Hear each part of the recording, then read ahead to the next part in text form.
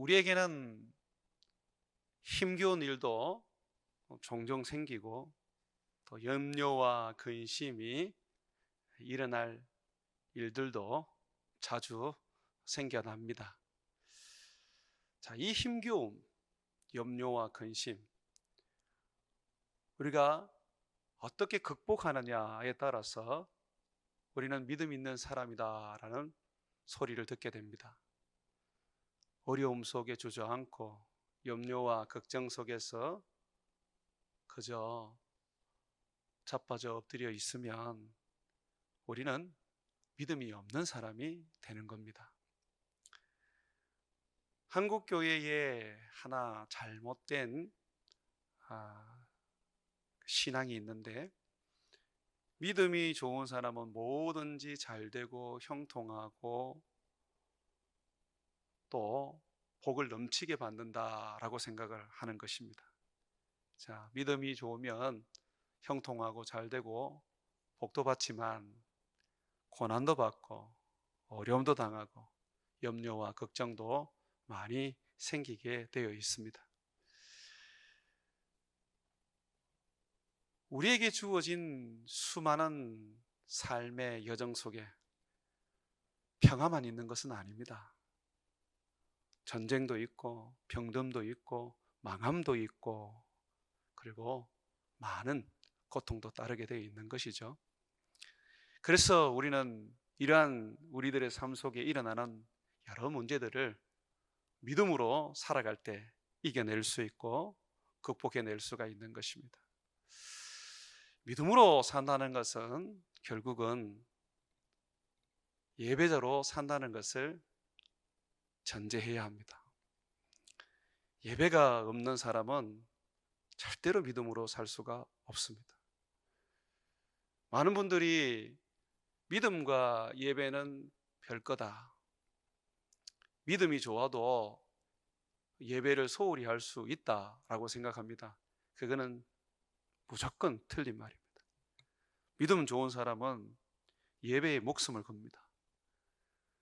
예배에 목숨을 거는 사람 치고 믿음이 없는 사람이 없습니다. 믿음은 예배에서 나오는 능력입니다. 예배가 되고 그 예배로 말미암아 믿음이 나오는 사람, 그들은 그 믿음을 통하여서 환난도 이기고 염려와 걱정도 극복해내고 세상 가운데에 주님이 주신 삶을 성실함을 다하여 살아갈 수 있는 것입니다. 성경을 가만히 보면 믿음의 사람들의 믿음의 시험이 거의 대부분이 예배에 관한 시험이라는 것을 알게 됩니다. 첫 믿음의 사람으로 성경에 등장하는 사람은 아벨입니다. 아벨은 그의 형제 가인에게 죽임을 당했습니다. 뭐 때문에 죽었습니까? 뭐 때문에 순교를 당했습니까? 하나님 앞에 드려지는 예배 때문에 그는 순교를 당했습니다. 그의 형제 가인은 자기 열심과 열정으로 예배를 드렸지만, 그러나 아벨은 하나님 앞에 하나님이 말씀하시는 대로 피의 제사, 곧 예수 그리스도를 힘입고 예수 그리스도를 의지하여 예배를 드렸습니다. 그 예배로 인해서 결국은 가인에게 죽임을 당했습니다. 아벨을 이어서 하나님은 셋이라는 자녀를 주셨습니다. 이 셋의 인생을 성경은 한 구절 기록합니다.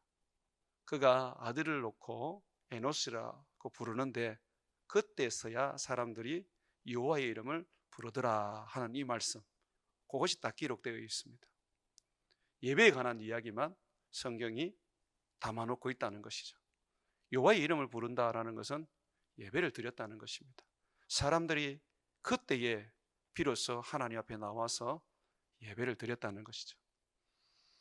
노아는 어떻습니까? 당대의 의인이라고 성경은 소개하고 있는데, 그가 의인인 것은 성경이 무엇으로 말해주고 있습니까? 예배로 말해주고 있습니다. 그는 홍수가 끝난 후에 방주에서 나와서 가장 먼저 하나님 앞에 올려드렸던 그의 섬김은 예배였습니다.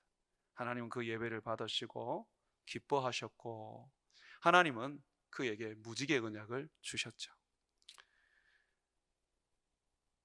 이런 예배에 대한 이야기를 하다 보면 끝없이 할 수가 있습니다. 아브라함이 갈대아 우르에서 우상을 숭배하다가 하나님의 부르심을 받고 하나님을 믿게 되었습니다. 그가 가나안에서 하나님을 믿는 믿음의 생활을 시작했는데 그가 먼저 한 게 뭡니까? 제단을 쌓고 여호와의 이름을 부른 것이죠. 예배입니다. 예배. 예배가 되는 사람들이, 예배에 목숨 거는 사람들이 결국은 믿음의 사람들로 세워졌습니다. 예배가 안 되는 사람들은 결국 믿음에서 무너지게 되어 있습니다. 오늘 예배자로서 하나님 앞에 목숨을 걸고 예배를 드렸던 한 인물을 제가 소개하려고 합니다. 여러분들도 잘 아실 겁니다. 다니엘입니다. 다니엘은 누구보다도 기도하는 사람입니다. 사무엘이 기도의 사람이라고 우리가 말합니다. 그러나 사무엘 못지않게 정말 많은 기도를 드렸던 인물입니다. 우리가 기도회 같은 거, 작전 기도회 같은 거 할 때에 다니엘 기도회, 21일 기도회 이렇게 이름 붙여서 하죠. 그만큼 다니엘은 기도에 있어서 목숨을 걸었던 사람입니다. 기도에 목숨을 걸었다는 것은 예배에 목숨을 걸었다는 것이죠. 하나님의 말씀을 듣는 것도 예배고, 기도 드리는 것도 예배고, 찬양을 드리는 것도 예배입니다. 다니엘은 하나님 앞에 예배의 목숨을 걸었는데 그는 어떤 일이 있어도 예배를 포기하지 않았습니다. 정말 예배 때문에 사자굴 속에 들어가는 큰 위험을 맞이했습니다. 그럴지라도 그는 예배를 절대로 포기하지 않았습니다. 페르시아 왕국이 세워지고 고레스 때에 다리오 왕이 옛날 바벨론 지역을 다스리게 되었습니다. 이 다리오 왕은 고레스 왕의 장인이라고도 말하고 또는 그와 관계되어 있는 어떤 사람이다라고도 말합니다. 어쨌든 간에 이 다리오는 페르시아 왕국, 성경에서는 바사 왕국이라 그러죠. 바벨론 다음에 생긴 왕국이 바사, 페르시아입니다. 이 페르시아 왕의 전체의 왕은 아니었습니다. 전체의 왕은 고레스입니다. 이제 페르시아 제국 가운데에 바벨론이라는 그 지역에 한 왕이 있었는데 분봉왕처럼 이 사람이 다리오였습니다. 이 사람은 바벨론 제국의 고급 관리였던 다니엘을 새로운 나라가 세워졌을 때에 거기에 총리로 세웠습니다. 얼마나 나라가 컸는지 120명 정도의 장관을 두고 그 위에 3명의 총리를 뒀습니다. 그 중에 한 사람이 다니엘이었고 이 셋 중에 왕이 더 높은 위치에 세우려고 했던 사람이 바로 다니엘이었습니다. 포로로 잡혀와서 멸망한 제국 바벨론의 왕의 총애를 받던 그런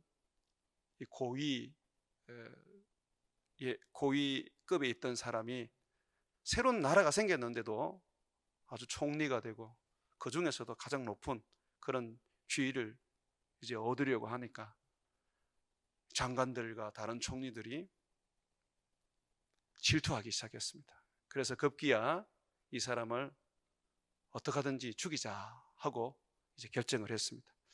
그래서 어떤 죄를 걸어서 죽이려고 하는데 너무 깨끗하게 사니까, 거룩하고 바르게 사니까 흠잡을 게 없는 거예요. 다만 이 사람을 몰락시킬 수 있는 방법이 하나 있다면 이 사람이 예배에 목숨을 걸기 때문에 이 예배 때문에 문제를 만드는 것밖에 없었습니다. 그래서 이 총리들과 이 장관들이 왕에게 가서 이야기를 합니다. 왕이야, 30일 동안 어떤 신에게나 어떤 사람에게나 기도를 못하게 하고 오직 왕에게만 기도하게 합시다. 그렇게 말합니다. 왕이야, 그런 말을 들으면 좋지요. 왕권을 강화시키기 위해서는 왕을 더욱더 신적인 대상으로 만들어야 되니까 아주 좋은 제안이라고 여겼겠지요. 그래서 왕이 승낙을 합니다. 자, 이제는 다니엘이 정말 30일 동안은 왕 외에 다른 누구에게도 기도하고 예배하지 못하게 했기 때문에 자기도 생명을 보존하려면 그 30일 동안은 예배를 쉬어야 했습니다. 그래야 자기가 사는 것이죠. 여러분들이 만약에 다니엘이라면 어떻게 선택하시겠습니까? 오늘 이 코로나 시대 속에 또는 많은 분주한 세상 속에 바쁜 우리들의 일상 속에 예배를 내려놓아야 될 때가 참 많지 않습니까? 그런 속에서 한번 여러분들은 어떻게 하겠습니까? 한 30일 딱 참고 30일 지나고 난 다음에 그리고 난 다음에 다시 예배 드리면 되지 않을까, 그런 생각을 여러분들 하지 않습니까? 근데 다니엘은 절대로 그렇게 할 수가 없었던 거죠. 다니엘서 6장 10절을 한번 보십시오. 6장 10절을 보시면 다니엘이 이 조서에 왕 외에는 다른 어떤 신이나 사람에게 기도해서는 안 된다라고 명령을 내린 조서입니다. 만약에 이 명령을 어기면 사자굴에 산채로 집어넣겠다 하는 형벌이 있었습니다. 그런데 다니엘은 이렇게 합니다. 왕의 도장이 찍힌 것을 알고도 자기 집에 돌아가서는 윗방에 올라가 예루살렘으로 향한 창문을 열고 전에 하던 대로 하루 3번씩 무릎을 꿇고 기도하며 그의 하나님께 감사하였더라. 여기에 보시면 다니엘은 결코 예배를 포기하지 않습니다. 목숨이 걸려있는 일인데도 불구하고 차라리 목숨을 잃으면 잃었지 예배를 포기할 수 없었습니다. 다니엘이 하나님으로부터 축복을 받고 그의 삶에 하나님이 형통함을 주셔서 나라들마다 가장 뛰어난 지혜자가 되어 왕의 총애를 받고 왕다음으로 높은 자가 되어 세상을 다스릴 수 있었던 그 비결이 바로 예배에 대해서는 어떤 것도 타협하지 않았다는 것입니다. 만약에 오늘날 이렇게 사는 사람이 있다면 하나님은 다니엘에게 복을 주신 것처럼 동일하게 복을 주실 것입니다. 다니엘은 왜 이토록 예배에 목숨을 걸었을까요? 그것은 하나님이 우리에게 가장 원하시는 것이기 때문에 그렇습니다. 사람들은 목적을 따라서 삽니다. 목적이 없는 게 없어요. 그와 같이 하나님도 목적을 따라서 일하시고 목적을 따라서 우리를 창조하셨습니다. 하나님 왜 우리를 창조하셨습니까? 이사야서 43장 21절에 보게 되면 이 백성은 내가 나를 위하여 지었나니 나를 찬송하게 하려 함이니라. 하나님을 예배하게 하려고 우리를 지었단 말입니다. 이 땅에서 잘 먹고 잘 사는 게 우리 주님이 우리를 지은 목적이 아닙니다. 고난이 있어도 배고픔이 있어도 사람들에게 멸시와 천대를 받으며 큰 고통이 있어도 우리는 하나님을 예배해야 합니다. 왜냐하면 그것이 우리를 지은 목적이라는 것이죠. 이 세상 사람들은 죄로 인하여 부패하고 타락했습니다. 그러다 보니 하나님이 우리를 지으신 창조주라는 것을 믿지 않습니다. 하지만 우리는 믿습니다. 그렇다면 우리의 삶은 세상 사람들과 달라야 합니다. 세상 사람들의 삶의 목적이 돈을 추구하고 또는 높은 지위를 추구하고 자기의 만족을 추구할지 몰라도 우리는 한 가지를 목적 삼아 달려가야 합니다. 바로 예배입니다. 다니엘은 모든 걸 다 이룰 수 있고 또 목숨까지 빼앗길 수 있는 그런 상황에서도 예배를 포기하지 않았습니다. 하나님은 이것을 믿음이라고 말하는 것입니다. 또한 하나님이 예수 그리스도를 이 땅에 보내셔서 우리를 위하여 십자가에 죽게 하셨습니다.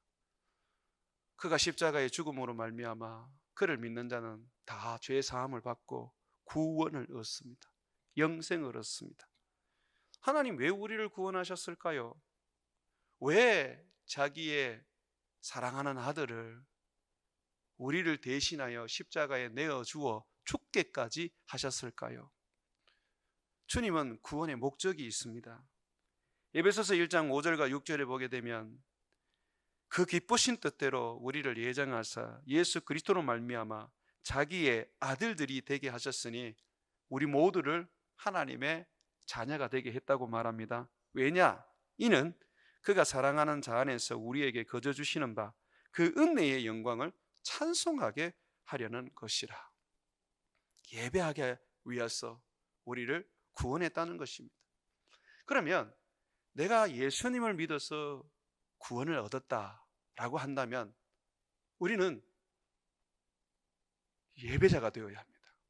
구원을 얻었는데 예배를 드리지 않는다. 그 사람은 구원을 얻은 게 아닙니다. 말로만 주여 주여 한다고 천국에 들어갈 수 있는 게 아니에요. 성경은 분명하게 우리들에게 예수님을 주로 시인하고 하나님을 아버지라 고백해야 된다고 말합니다. 그것이 우리가 구원받은 증거라 그랬어요. 그렇다면 예수님을 나의 주인으로 고백하고 하나님을 아버지로 시인하는 사람들은 반드시 그 입에서 고백했던 대로의 삶이 나타납니다. 예배입니다. 예배는 구원 얻은 자의 신앙 고백입니다. 하나님을 인정하고 섬기는 거룩한 행위입니다. 예배에 목숨 거는 사람은 자신의 구원을 분명하게 세상에 증거하고 있는 것입니다. 길거리에서 우리가 전도를 해서 그 사람이 예수님을 영접했다고 합시다. 그런데 그 사람이 하나님 앞에 나와서 예배하지 않는다라고 할 때 그 사람은 구원을 얻은 것입니까?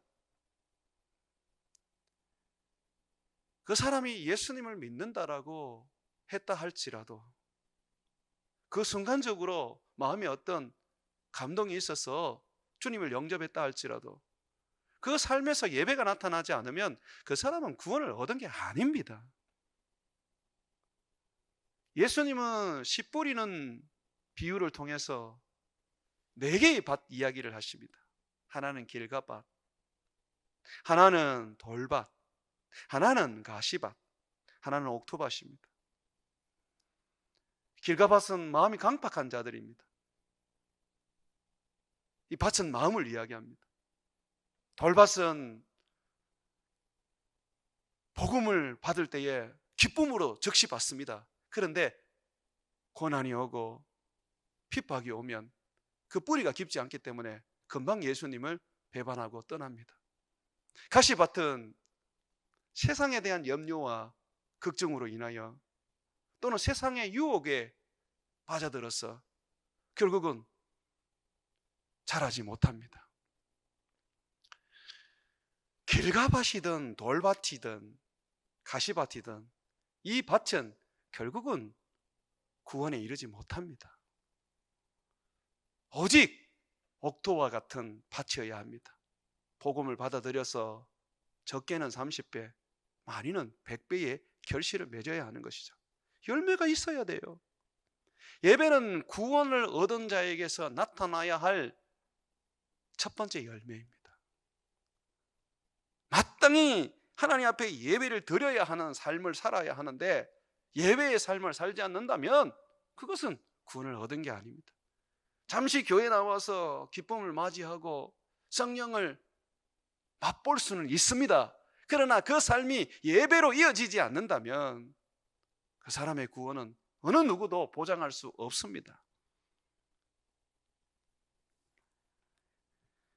우리가 예배를 놓치면 어떻게 됩니까? 여러분, 우리가 예배를 놓치면요, 우리는 모든 걸 다 잃게 됩니다. 돈을 잃은 것은 큰 것이 아니라 그래요. 명예를 잃은 것도 큰 문제도 아니라 그럽니다. 그런데 건강을 잃으면 그거는 큰 문제가 생긴 거라 그러죠. 근데 저는 여러분들에게 말합니다. 건강을 잃은 것도 큰 문제가 되지 않습니다. 하나님 앞에서. 정말 큰 문제가 되는 것은 예배를 놓치는 겁니다. 예배를 놓쳐버리면 영이 죽습니다. 내 영이 죽어버려요. 내 영이 죽어버리면 하나님과의 그 관계가 끊어져 버립니다. 그러면서 내 속에 일어나는 게 불신입니다. 불신. 하나님을 떠나게 되고 하나님을 알아도 추상적으로 아는 종교인으로 전락하게 되죠. 예배를 놓쳐버리게 되면 하나님으로부터 은혜와 능력을 공급받지 못합니다. 그러다 보니까 세상을 살아가는데 무기력하고 무능력하게 삽니다. 그냥 날마다 사단의 밥이 되어서 사단의 끄는 대로 그냥 끌려다니고 짓밟히는 대로 짓밟혀 사는 것이죠. 예배를 놓치게 돼버리면 우리가 가지는 그런 무서운 결과들입니다. 예배를 놓치게 되면요, 순식간에 교만하여져서 죄를 짓게 됩니다. 예배 안에 사는 사람들은 항상 예배를 통하여 부어주시는 성령과 능력을 통하여 겸손하게 되고 죄를 멀리 하려고 애를 씁니다. 예배를 놓치게 되면요, 선교가 죽어버립니다. 영혼 구원을 할 수가 없다는 것이죠. 길거리에 아무리 돌아다니면서 전도를 하고 내가 아는 사람 집에 가서 문을 두드리면서 전도를 해도 예배가 없으면 어느 영혼도 살리지를 못합니다. 백석대의 이종우 교수님이 쓰신 책, 예배자입니까? 하는 책을 보면 이분은 예배와 선교에 대해서 이런 이야기를 하십니다. 이분은 백석대의 선교학 교수이십니다. 예배의 실패는 선교의 실패다. 예배의 회복은 곧 선교의 회복이다. 예배는 선교보다 앞서는 것이며 예배에 성공할 때 선교가 될 수 있다. 예배에서 선교가 태동되며 선교의 목적은 곧 예배인 것이다. 즉 예배를 통해서 온전히 하나님을 만나게 되며 그 결과로 선교가 이루어진다. 예배를 놓치면 선교사들은 무능력해지게 되고 타락하게 됩니다. 결국 선교가 밥벌이밖에 안 돼요. 그러나 선교사가 예배를 붙잡고 살면요, 아무도 예수를 믿지 않는다 할지라도 하나님은 그 예배를 통하여 그 땅을 서서히 구원해 나가십니다. 그래서 우리는 선교사를 파송할 때에 다른 어떤 선교 훈련도 못 받게 하고 교회에서 몇 개월 동안 기도에 전념하는 예배자로 훈련을 시킵니다. 그리고 선교사로 파송하면 철저하게 예배를 드리게 하고 그 선교지에서 먼저 선교사들을 통하여 가정교회를 세우게 합니다. 그것이 때로는 2년, 3년씩 정말 가족들만 모여서 예배를 드릴 때가 있습니다. 그래도 그것을 하게 합니다. 그 예배가 하나님 앞에 온전히 드려질 때에 이제 비로소 하나님은 그 땅에 또 다른 예배를 열어가시기 시작하십니다. 그래서 예배는 선교예요. 선교는 예배고요.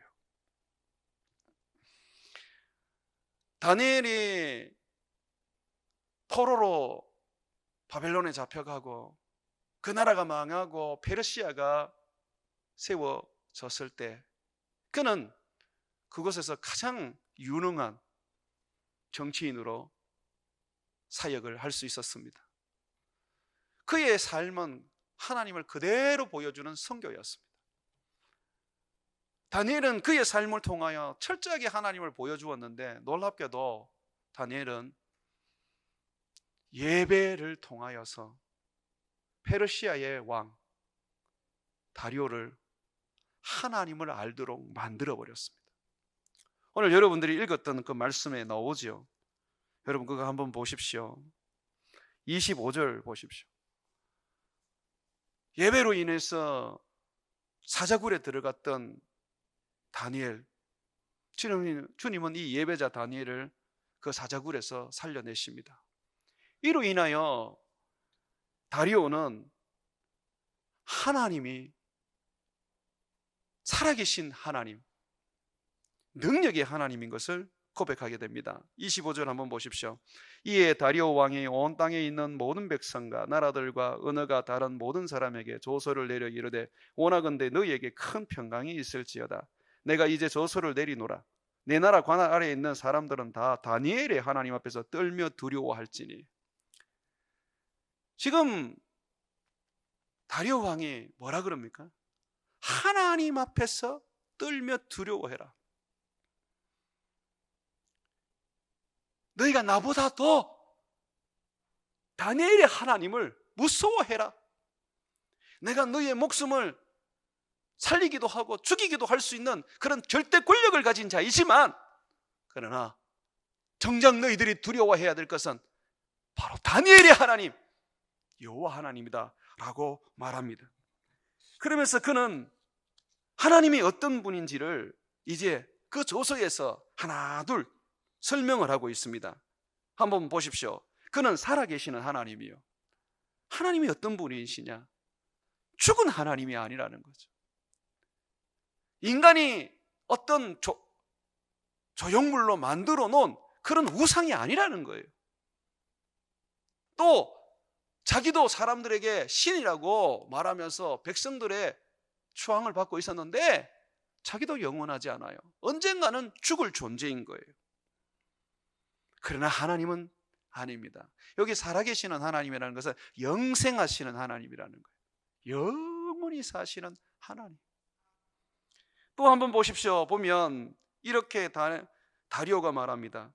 영원히 변하지 않으실 이시요, 그는 변함이 없는 거죠. 바뀌지 않습니다. 복을 주시고자 하시면 반드시 주시고, 구원하시고자 하시면 반드시 구원하십니다. 그의 언약은 신실하시고 한 번도 그의 약속은 바뀌지 않았습니다. 그런데 여러분 한번 비교해 보십시오. 30일 동안 나한테만 절해라, 나한테만 기도해라 라고 조서를 내렸던 이 다리오 왕은 어떤 사람이었습니까? 그는 자기가 쓴 그 조서로 인해서 아무것도 할 수가 없었습니다. 다니엘을 살릴 수도 없었고 또 그 조서를 바꿀 수도 없었습니다. 주님은 영원히 변하지 않지만 이 사람은 변하고, 이 다리오는 실수하고, 다리오는 부족함이 많은 존재였던 거죠. 다리오는 지금 온 나라의 조서를 쓰면서 스스로 낮아지고 있습니다. 나를 두려워하지 말고 나보다 하나님을 두려워해라. 그가 바로 살아계신 하나님이시요 영원히 변하지 않는 하나님이라는 거죠. 그러면서 보십시오. 그의 나라는 멸망하지 아니할 것이고 하나님의 나라를 인정합니다. 그의 나라는 멸망하지 않습니다. 그의 나라 밑에 바로 페르시아가 있다는 것을 인정하는 겁니다. 다리오는 알고 있습니다. 인간의 왕국은 결국 흥하기도 하고 쇠하기도 한다는 것을. 굉장한 큰 나라였던 아시리아는 바벨론에 의해서 멸망했고, 바벨론은 페르시아에 의해서 멸망했습니다. 페르시아는 나중에 헬라 제국에 의해서 멸망될 것이고, 헬라 제국은 로마에 멸망될 것입니다. 영원하지 않아요. 하나님의 나라는 영원하다고 말합니다. 또한 그의 권세는 무궁하다고 그래요. 다리오는 그렇지 못했어요. 그가 한번 조소에 죽을 것이다라고 말해버리면 번복을 할 수가 없습니다. 제한되어 있는 권력을 가지고 있는 것이죠. 그러면서 다리오는 계속해서 얘기합니다. 27절에 그는 구원도 하시며 건져내기도 하신다. 그가 구원자라는 거예요. 다리오는 사자굴 속에 들어간 다니엘을 살려내지 못했어요. 하나님 앞에 예배자로 살아갔던 이 다니엘, 그는 그의 삶을 통하여 하나님을 보여주었고 증거했습니다. 지금은 말과 또는 우리들의 어떤 그런 노력으로 전도가 되는 그런 시대가 아닙니다. 삶으로 보여줘야 됩니다. 로마 시대에 예수 믿는다는 소리를 하면 그냥 잡혀서 죽습니다. 그런데도 불구하고 로마가 국교가 되었습니다. 어떻게 그럴 수 있었을까요? 삶이죠, 삶. 다니엘이 다리오에게 보여주었던 것처럼 예배를 통해서 보여준 삶이죠. 한국교회가 다시 하나님 앞에서 서임받으려면 삶이 되어야 합니다.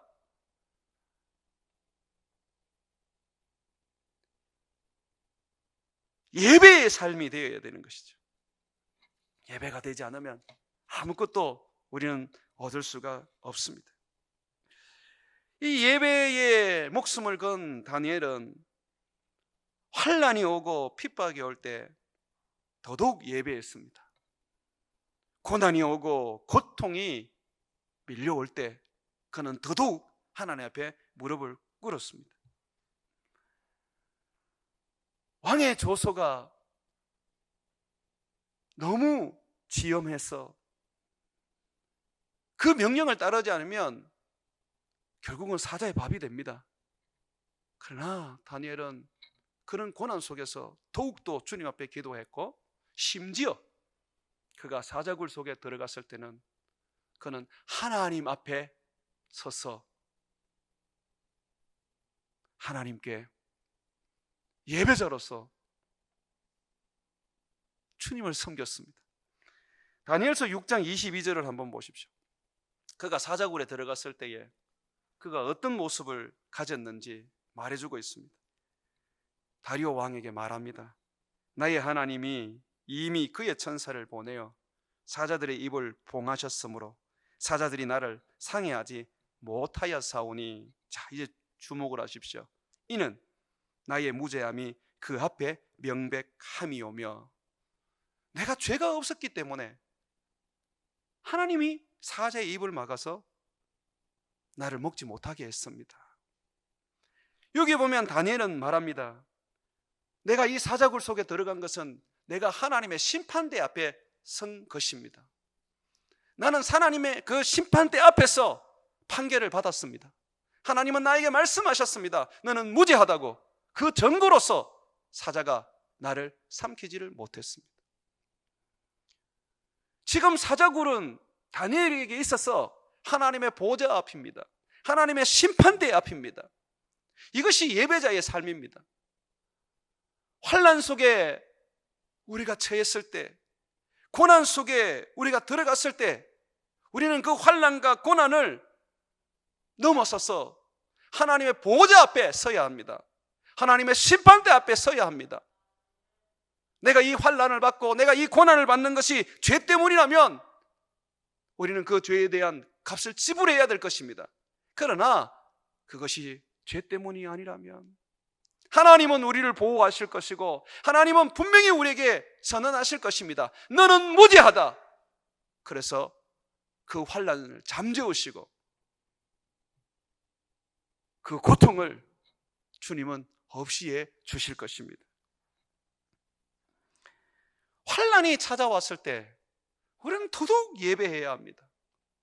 하나님 앞에 서서 우리는 우리 주님 앞에 마치 판결을 받는 자와 같이 또한 하나님 앞에 예배자로서 서서 주의 그 도우심과 그 은혜를 바라보아야 합니다. 바울이 귀신을 쫓아낸 일로 인해서 빌립보에서 감옥에 들어가게 되었습니다.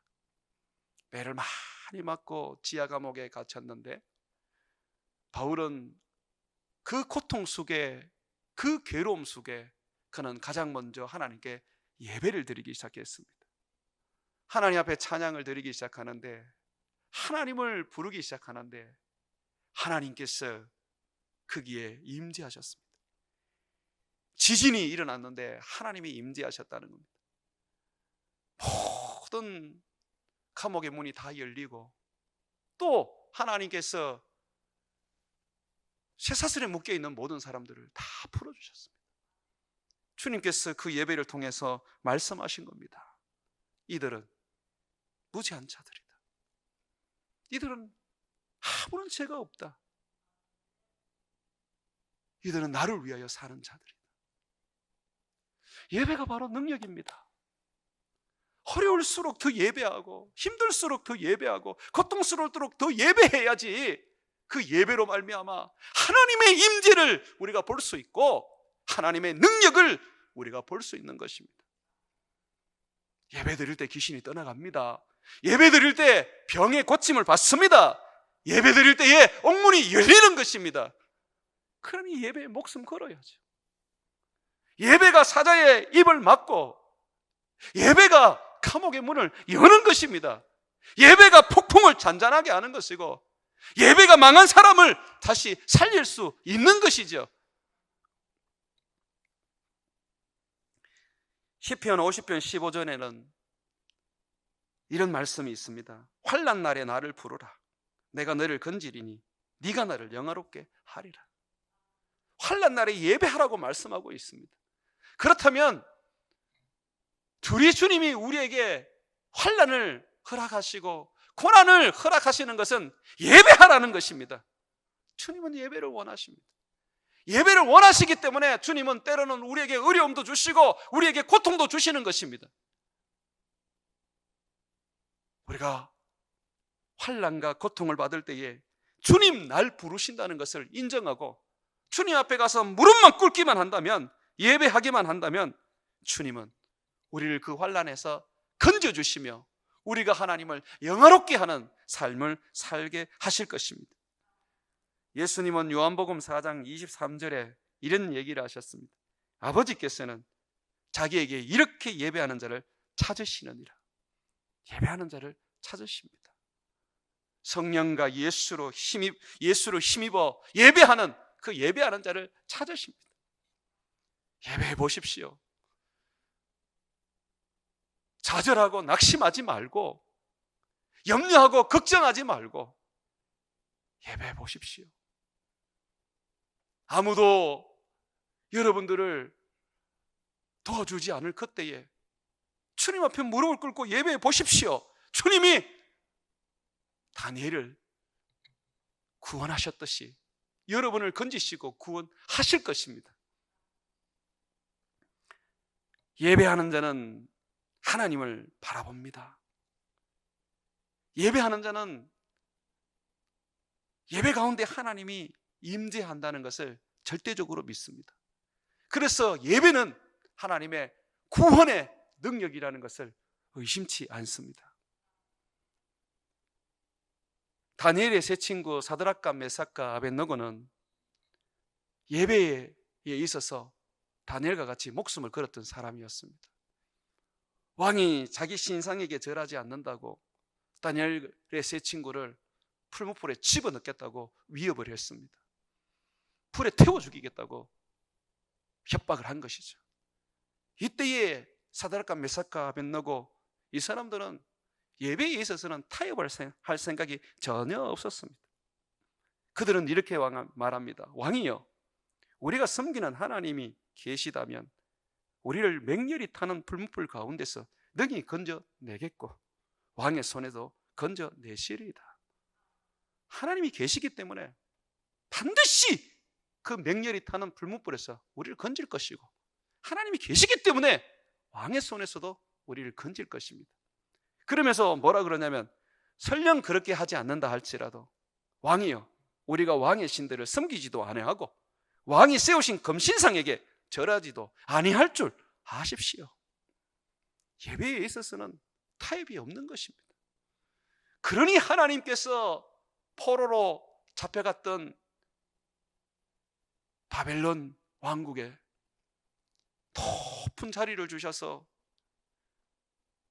영화로운 인생을 살게 해 주셨던 것입니다.